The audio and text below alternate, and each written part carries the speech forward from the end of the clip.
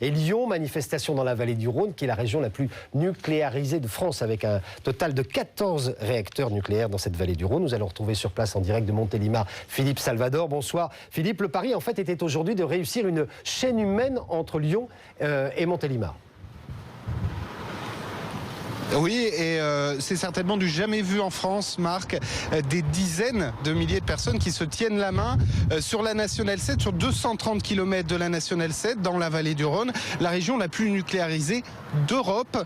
Et je suis aux côtés de Anne-Laure Méladec. Vous êtes la porte-parole du réseau Sortir du nucléaire. Est-ce que vous attendiez à une telle mobilisation ?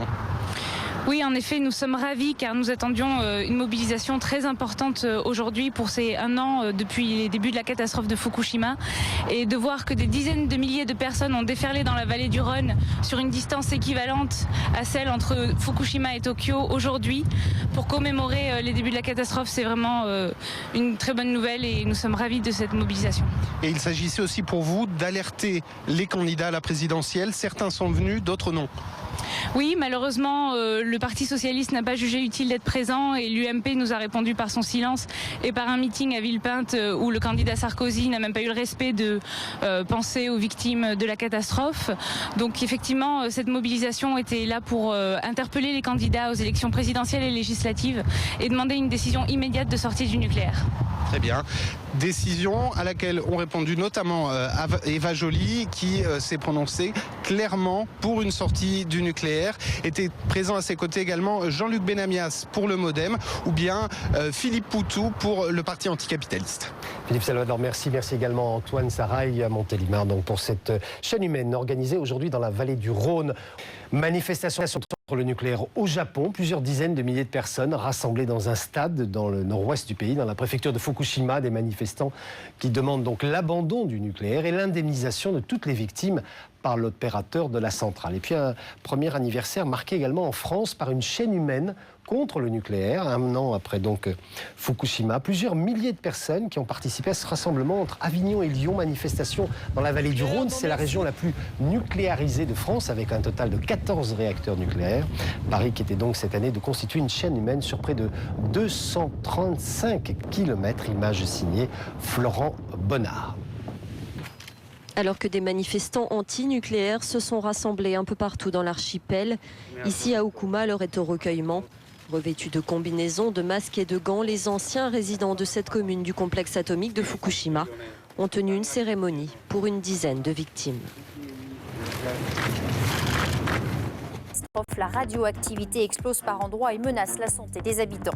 À l'occasion de ce premier anniversaire de Fukushima, une chaîne humaine en vallée du Rhône à l'appel du collectif Sortir du nucléaire. Chaîne humaine entre Lyon et Avignon, le long de la Nationale 7 sur 240 km.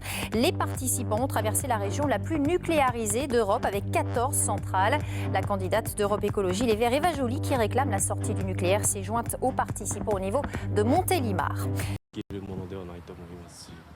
1 an après cette double catastrophe, les victimes du tsunami et de Fukushima semblent toujours aussi marquées. Il faudra des années, voire bien plus, pour reconstruire et commencer une nouvelle vie. Cette catastrophe a mis en lumière de manière dramatique les dangers de l'énergie nucléaire.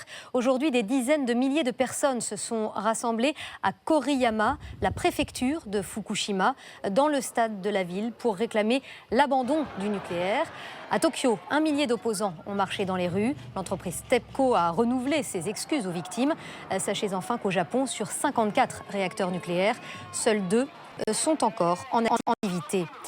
En France aussi, les anti-nucléaires ont profité de cet anniversaire pour faire entendre leur voix. Ils ont déployé une impressionnante chaîne humaine reliant Lyon à Avignon. La vallée du Rhône n'a pas été choisie au hasard. C'est la région où l'on trouve le plus de réacteurs nucléaires en Europe. Géraldine Chen, Sandrine Montard et Pauline Bensassi. Des dizaines de milliers de personnes se donnant la main. Tout un symbole pour ces opposants au maintien du nucléaire en France. Nous, tous les humains, nous sommes liés entre nous. Pour le meilleur et pour le pire. On espère pour le meilleur, c'est-à-dire sans nucléaire. La chaîne humaine s'est déployée de Lyon à Avignon sur près de 230 km. Si la vallée du Rhône a été choisie par les organisateurs, c'est parce que cette région est la plus nucléarisée d'Europe. 14 centrales, 8 d'entre elles ayant plus de 30 ans. Une source d'inquiétude pour beaucoup ici. Trop dangereux.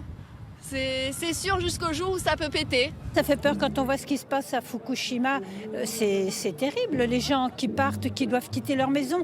Fukushima, l'argument imparable pour ceux qui souhaitent la fin du nucléaire et qui espèrent que la campagne électorale fera avancer le débat, même si pour l'instant, la question n'a pas beaucoup été abordée. Je suis la seule à en parler, mais le débat porte sur des questions qui ne sont vraiment pas importantes pour l'avenir des Français, comme la viande halal. C'est un débat qui n'est pas du tout à la hauteur des enjeux. Pour attirer l'attention de la sphère politique, ces militants et ces citoyens ont donc choisi de faire du bruit.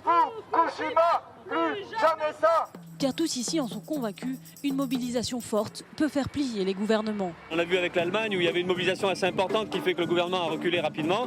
Alors, voilà, mais il n'y a pas de secret, il faut un rapport de force. Mais pour se faire entendre, la route reste longue. Le nucléaire est un pilier central de notre politique énergétique. La France est d'ailleurs le pays au monde le plus dépendant de l'atome. Aujourd'hui, entre Lyon et Avignon, 60 000 personnes se sont ainsi rassemblées pour exiger la sortie du nucléaire. Jean-Marie Delot et Frédéric Marchand les suivaient. Certes, la chaîne humaine n'a pas relié Lyon à Avignon d'une manière ininterrompue, mais les antinucléaires ont réussi leur démonstration de force.